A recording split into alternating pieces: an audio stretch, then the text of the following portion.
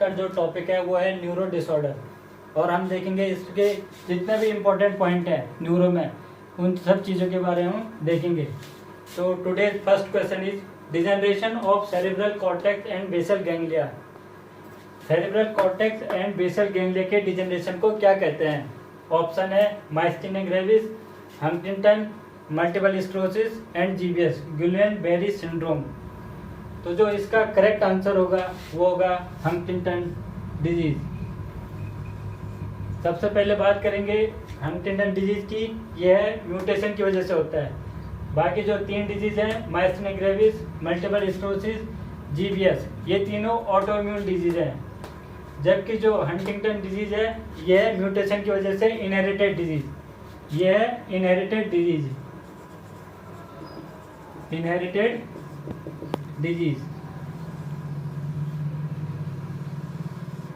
इस डिजीज में क्या होता है, जो हमारा ब्रेन होता है, ब्रेन का जो सबस्टेंशियल पार्ट होता है, वहां से निकलता है गाबा।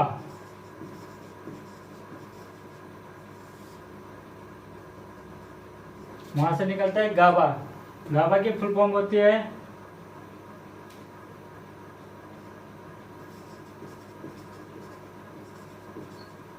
Gamma amino butyric acid, butyric acid.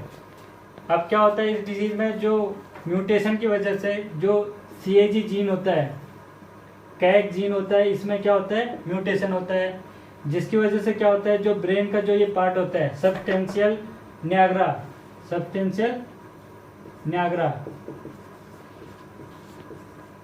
इससे क्या होता है, जो गावर जो रिलीज होता है वो प्रॉपर तरीके से नहीं निकल पाता है, जिसकी वजह से हमें साइन एंड सिम्टम देखने को मिलते हैं। वो है पहला मूवमेंट, सेकंड है कॉग्निटिव,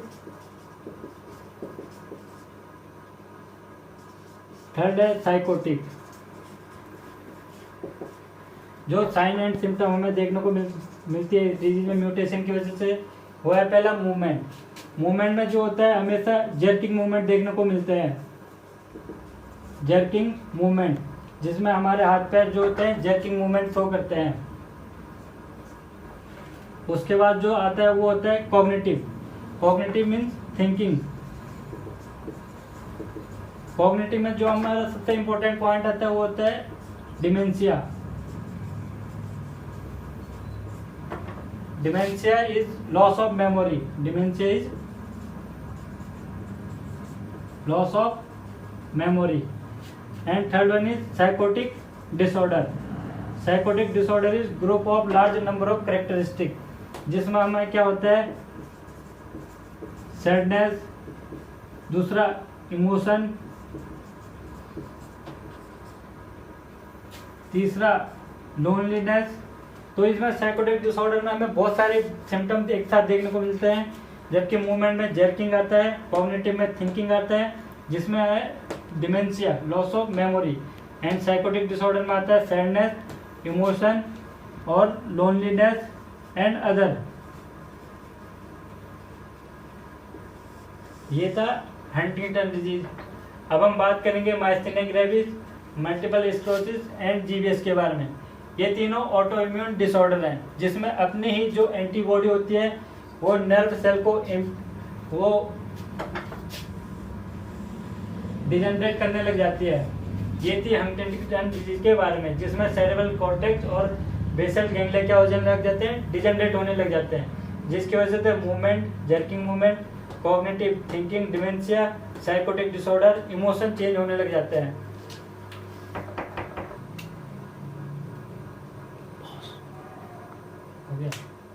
अब बात करेंगे हम माइस्थीनिया ग्रेविस के बारे में। ये है auto immune disease, auto immune disease. इसमें क्या होता है, जो अपनी इम्यूनिटी होती है, एंटीबॉडी होती है, वो न्यूरॉन सेल को अफेक्ट करती है, न्यूरॉन सेल को अफेक्ट करती है। माइस्थीनिया ग्रेविस ऑटोइम्यून डिजीज है, जिसमें जो एंटीबॉडी बनती है वो अपने ही न्यूरॉन सेल को अफेक्ट करती है, इसमें क्या होता है, जो हमारी न्यूरॉन सेल होती है उसका जो उसमें जो न्यूरोट्रांसमीटर होता है वो होता है एसिटाइल कोलिन। एसिटाइल कोलिन जो न्यूरोट्रांसमीटर होता है, एक तरफ होता है एसिटाइल कोलिन रिसेप्टर,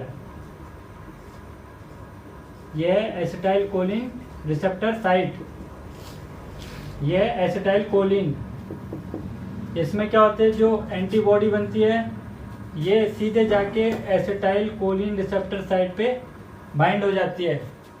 इस पे ये जाके बाइंड होगी, जिसकी वजह से एसिटाइल कोलिन जो रिलीज हुआ है वो यहाँ पे जाके अटैच नहीं हो पाता, जिसकी वजह से जो नर्व इम्पल्स है वो प्रॉपर तरीके से पास नहीं हो पाता है, जिसकी वजह से क्या होगा, वीकनेस, जिसकी वजह से होगा वीकनेस। इसके जो मेन साइन एंड सिम्टम होंगे, साइन सिम्टम वो होगा टॉसिस,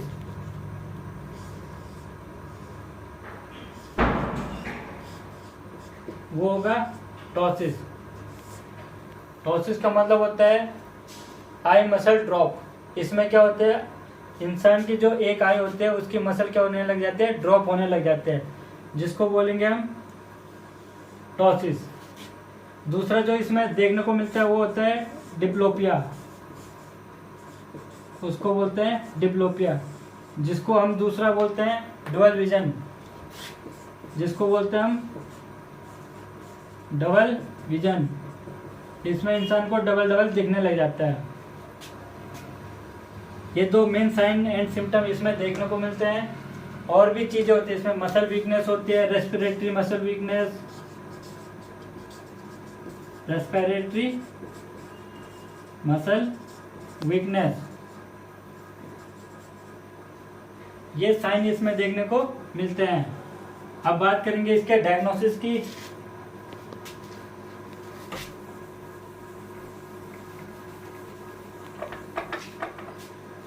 अब बात करेंगे हम इसके डायग्नोसिस की, जो बहुत ही ज़्यादा इम्पोर्टेंट है। सबसे पहला होता है टॉन्सिलोन टेस्ट। टॉन्सिलोन टेस्ट, इसका दूसरा नाम है एंड्रोफोनियम टेस्ट। एंड्रोफोनियम टेस्ट, इसमें क्या होता है, हम जो पेशेंट होता है, पेशेंट को हम इंजेक्शन एंड्रोफोनियम देते हैं, इंजेक्शन एंड्रोफोनियम देते हैं, और कुछ टाइम बाद उस पेशेंट को चेक किया जाता है। अगर उसकी मसल में इम्प्रूवमेंट होता है तो इसका मतलब पेशेंट को माइस्थेनिया ग्रेविस है। अगर उसकी मसल में इम्प्रूवमेंट हुआ इसका मतलब उसको क्या है, माइस्थेनिया ग्रेविस। ये डायग्नोस्टिक टेस्ट है माइस्थेनिया ग्रेविस के लिए। इसका जो दूसरा टेस्ट होता है वो होता है आइसपैक टेस्ट।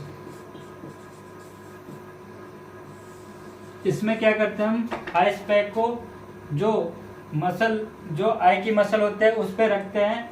अगर आई की मसल में, जो मसल में कॉन्ट्रैक्शन वगैरह अच्छे से होता है, उसमें इम्प्रूवमेंट होता है, तो इसका मतलब पेशेंट को माइस्थेनिया ग्रेविस है। इसमें आइस पैक को यूज किया जाता है मसल में। इसका जो तीसरा टेस्ट है वो है blood analysis, blood analysis test. इस टेस्ट में क्या करते हैं हम, ब्लड का लिया जाता है, उसका एनालिसिस किया जाता है। एनालिसिस किस चीज का, एंटीबॉडी का, एंटीबॉडी का एनालिसिस किया जाता है। तो ये थे इसके डायग्नोस्टिक टेस्ट।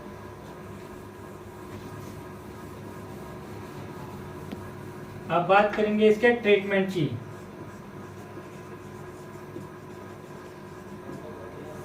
ये जितने डिजीज है, माइस्थेनिया ग्रेविस, मल्टीपल स्क्लेरोसिस, जीवीएस, ये तीनों ऑटोइम्यून न्यूरो डिजेनरेटिव डिसऑर्डर हैं।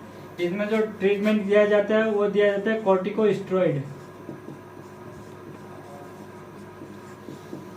कॉर्टिकोस्टेरॉइड ये मसल की मूवमेंट को इंक्रीज करता है, उसमें इंप्रूवमेंट करता है। इसका जो ड्रग्स है वो है प्रेडनिसोन, प्रेडनिसोलोन जो इसमें दूसरी ड्रग्स दी जाती है वो होते हैं इम्यूनोसप्रेसेंट।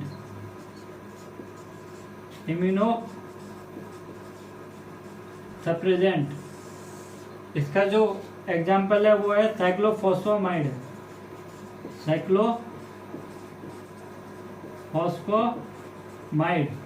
ये 2 ड्रग्स दी जाते हैं myasthenia gravis, multiple sclerosis and GBS में, प्रेडनिसोलोन और साइक्लोफॉस्फामाइड।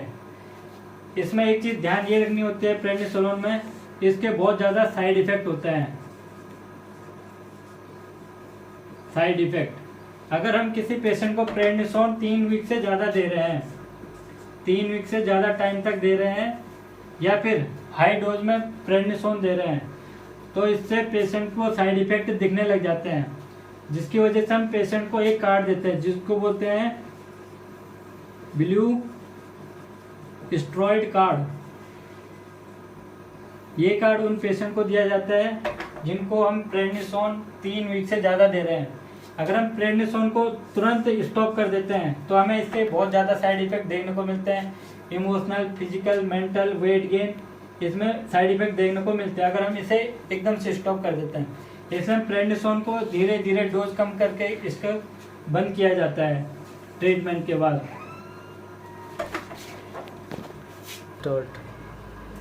अब जो नेक्स्ट डिजीज है वो है multiple sclerosis and GBS, Guillain Barre syndrome. दोनों डिजीज जो है ऑटोइम्यून डिजीज है, ऑटोइम्यून। ये दोनों डिजीज है मल्टीपल स्क्लेरोसिस और जीबीएस, दोनों ऑटो इम्यून डिसऑर्डर। इसमें जो अपनी इम्यूनिटी होती है ये खुद के न्यूरॉन सेल को क्या करती है, अफेक्ट करती है, और उनके जो वर्क होता है उसको इम्पेयरमेंट करती है। इन दोनों डिजीज में क्या होता है, डिमाइलेशन ऑफ माइलिन शीथ। डिमाइलेशन, जो हमारी न्यूरॉन सेल होती है, ये हमारी न्यूरॉन सेल होती है, इसके चारों तरफ होते हैं माइलिन शीथ, इसके चारों तरफ होती है माइलिन शीथ। ये माइलिन शीथ क्या काम करती है, ये माइलिन शीथ क्या काम करती है, ये पहला जो काम करती है वो है प्रोटेक्शन, ये प्रोटेक्शन का काम करती है। दूसरा जो काम करती है वो करती है इंसुलेटर। जो तीसरा जो काम करती है वो जो इंफॉर्मेशन है उसको ट्रांसमिशन में हेल्प करती है, इंफॉर्मेशन।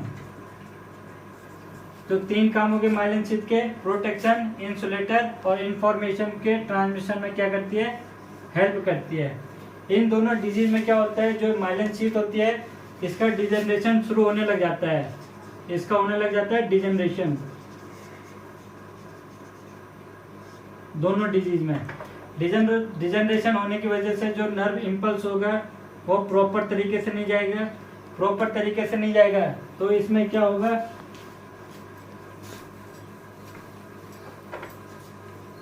मसल वीकनेस होगी, दोनों में होगी मसल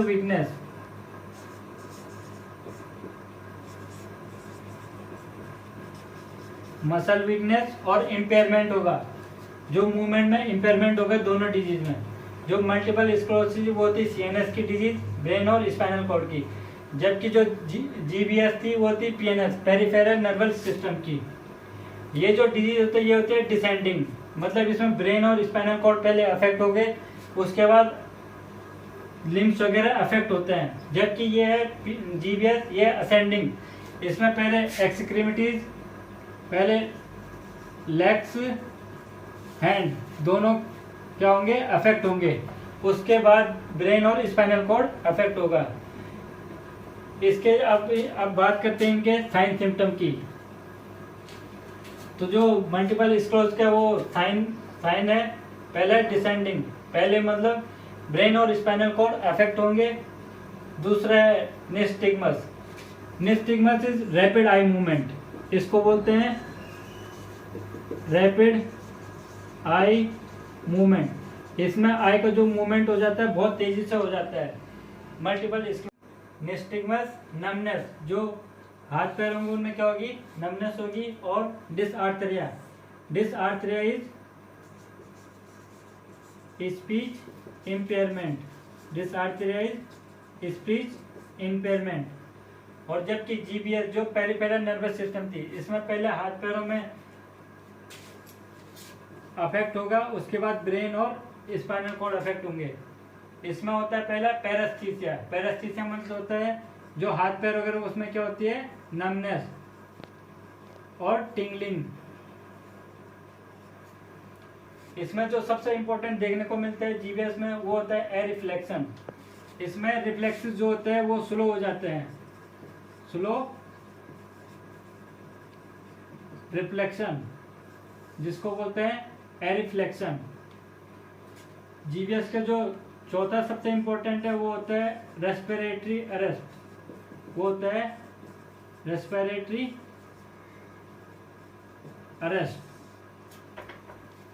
अब बात करते हैं मल्टीपल स्क्लेरोसिस की। अभी दोनों में कंपेयर करके देखते हैं। ये थी सीएनएस की डिजीज, ब्रेन और स्पाइनल कॉर्ड। ये थी पेरिफेरल नर्वस सिस्टम की डिजीज। इसमें लेग्स और हैंड दोनों अफेक्ट होते हैं पहले। इसमें पहले ब्रेन और स्पाइनल कॉर्ड अफेक्ट होते हैं। दोनों में डिमाइलेशन होता है, जो माइलिन शीथ होता है उसका डिजनरेशन होता है। दोनों ऑटो इम्यून डिजीज है।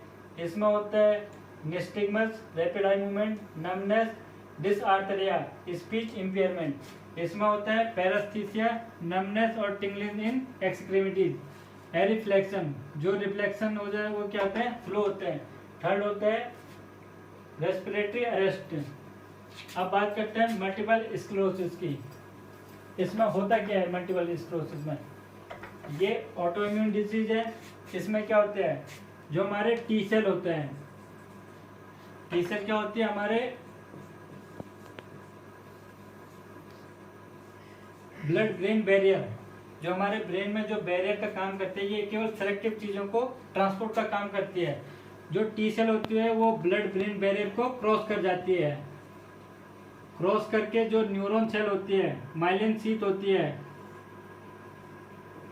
माइलिन शीथ पे आके बाइंड हो जाती है।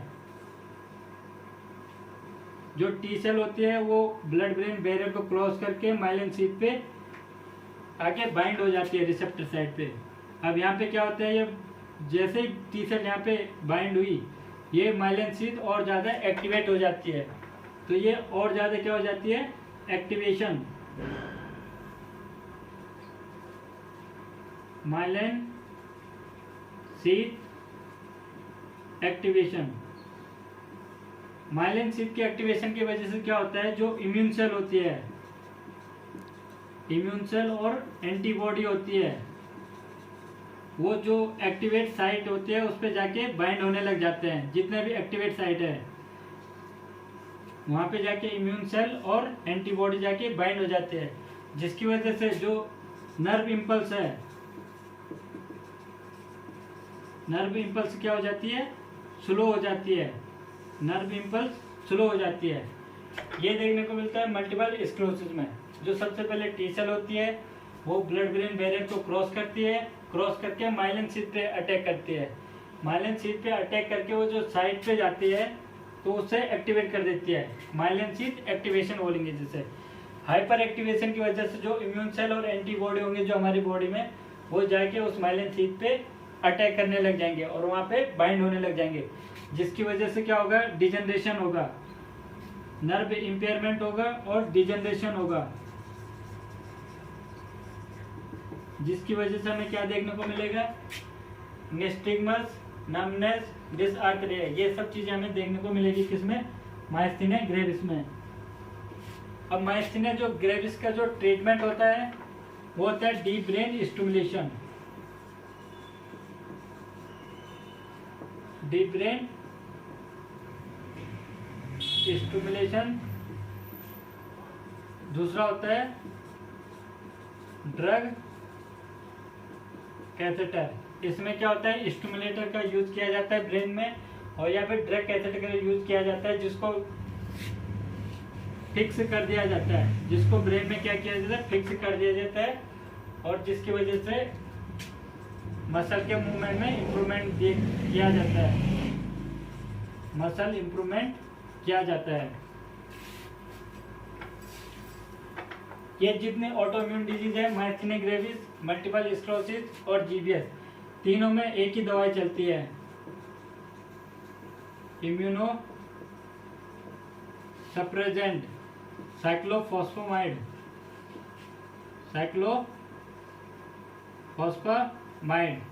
और कॉर्टिकोस्टेरॉइड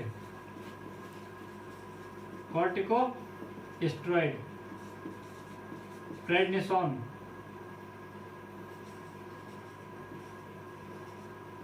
ये 2 दवाइयाँ इन तीनों डिजीज में दी जाती है। तो ये थे आज का topic, myasthenia gravis, Huntington disease, multiple sclerosis और गुइलेन-बेरी सिंड्रोम।